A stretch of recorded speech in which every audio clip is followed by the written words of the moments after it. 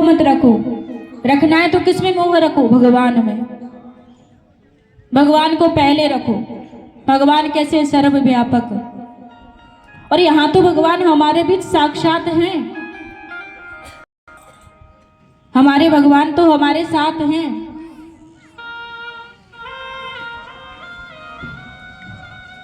इसीलिए हमें भगवान का कभी उल्लंघन नहीं करना चाहिए। कभी भगवान की बातों को, जैसे वो कह रहे हैं ठीक है तो ठीक है, नहीं तो नहीं। हमें भगवान की बातों को समझना है कि भगवान हमसे क्या कह रहे हैं। भगवान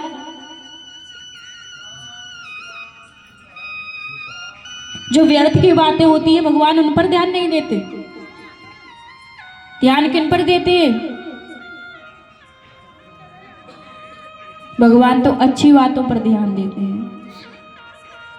भगवान को अच्छा बुरा दोनों ही देखना होता है।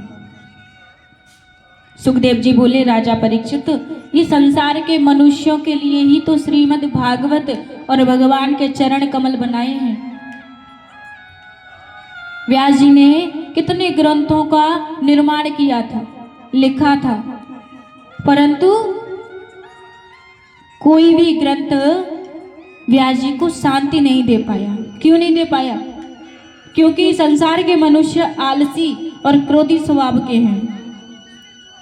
किसी से जल मांगेंगे, वो कह देगा तुम लेके आ जाओ, वो दूसरे से कह देगा, लेकिन खुद नहीं लेके आएगा। आलसी, क्रोधी, सहन करने की क्षमता नहीं होगी। इसीलिए व्यास जी, नारद जी ने कहा, इसीलिए व्यास जी तुम एकमात्र भगवान के चरणों की लीलाओं को लिखो। एकमात्र संत भगवान की, एकमात्र गुरु भगवान की कृपा करुणा के विषय में बताओ। तब जाके भगवान की अनुभूति होगी, तब जाके भगवान का अनुभव होगा। पूजा करते रहो 24 घंटे, परंतु सच्चे मन से भगवान की पूजा नहीं करोगे तो भगवान आपको दर्शन कभी नहीं देंगे। और करो पूजा 2 मिनट की, परंतु सच्चे मन से करो तो भगवान आपको दर्शन अवश्य देंगे।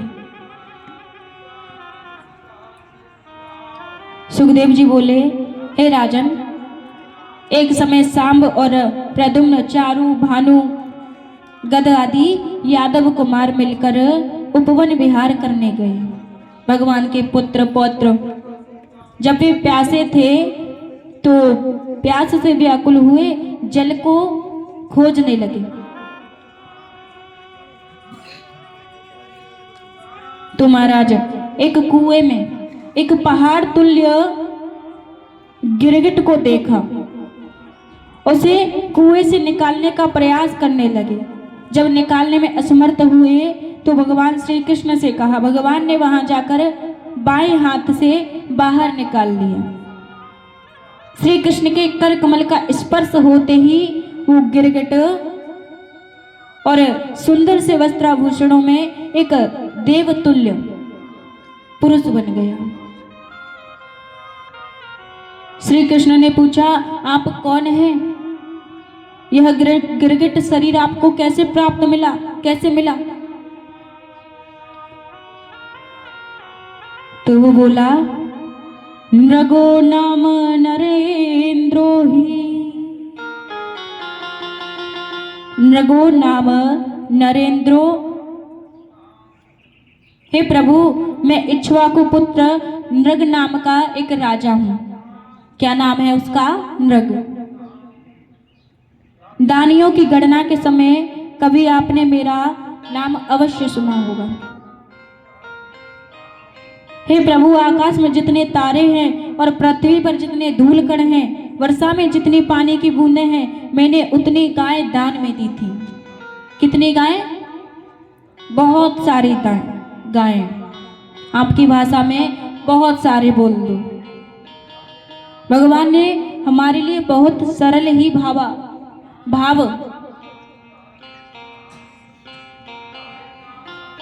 हमारा सरल भाव ही भगवान को प्रिय है।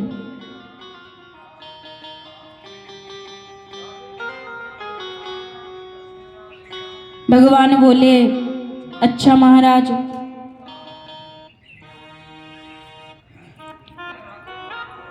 जब राजा नृग की बात सुनी, उस पुरुष का नाम था नृग। भगवान बोले, तुमने बिना दूध की गाय दान की होंगी, मारती होंगी, बूढ़ी होंगी, बेकार होंगी, बड़े बड़े सींग होंगे, सींग नहीं होंगे, नंगे होंगे,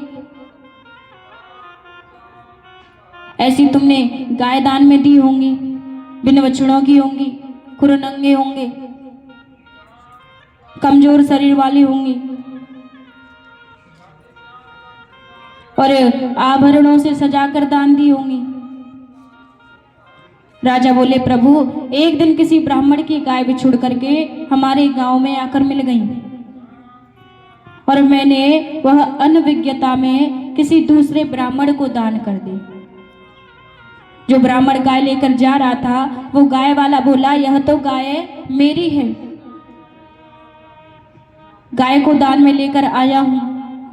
दोनों लड़ते झगड़ते मेरे पास आए, मैंने दोनों को खूब समझाया, 1 लाख गाय देने के लिए बोला, परंतु दोनों ने उसी गाय को ले जाने के लिए खूब युद्ध किया, वार्तालाप किया। गाय का स्वामी गाय को लेकर जा चुका था, दूसरा ब्राह्मण 1 लाख गाय लेने को भी राजी नहीं हुआ।